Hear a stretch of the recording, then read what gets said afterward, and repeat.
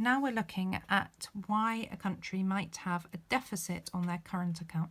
Remember that the current account is part of the balance of payments that looks at money flows due to exports from the country, imports into the country, income flows into and out of the country, that's to do with dividends, interest and profit, and transfers of money into and out of the country. If the country has a current account deficit, that means that overall the money coming into the country is less than the money leaving the country. We're going to put this into four main categories about why you might have a deficit on the current account. The first one is looking at the products, and they may be uncompetitive. There are different reasons why the products that are being made in that country might be uncompetitive. It may be that they have low quality, and this means that your exports will be falling. There won't be very many exports because the quality of your products is low. Another one is that the country may have low productivity. Remember, productivity is output per factor input per time period. For example, labour productivity, which is output per worker per time period. If you have low productivity, this results in high cost per unit. If you have high cost per unit, that's going to increase the price of your products. If in this economy they have low productivity, resulting in higher price of products, this means that they will export less. The third thing here is that the products themselves may be undesirable.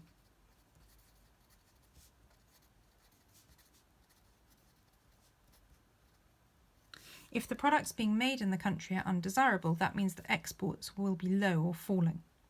Equally, these three things will cause imports to be higher, because if the things that you're making in your economy are low quality, you'll want to buy things imported from abroad instead. If the things in your economy are expensive, you'll want to buy things that are imported instead. And if the things made in your economy are undesirable, you'll want to buy the things that are imported instead. The next thing we can look at is you might be having a current account deficit due to lower demand from abroad. It's the people abroad who are buying your exports, and if they're not demanding as many products in general, then you will export less. This might be, for example, because they're in a recession.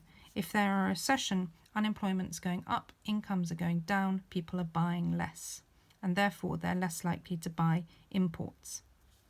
The third one is looking at your currency. If you have a stronger currency, that will mean that your exports will be more expensive and your imports will be cheaper. If your exports are more expensive, your exports will go down. If your imports are cheaper, your imports will go up. The way of remembering this, don't forget, is spiced, which is strong pound, imports cheap, exports dear or expensive. So if you have the strong pound, for example, in the UK, your imports will be cheap, so you'll buy lots of them. Imports will go up, and your exports will be dear. Your exports will be expensive, so you'll export less. Your products are less competitive internationally. The last reason that you might have a deficit on the current account is because your net flow of income may be negative. That means that more money is flowing out of your country than into your country due to flows of income to do with dividends, interest, and profits. So these are the four main areas explaining why you might have a deficit on the current account.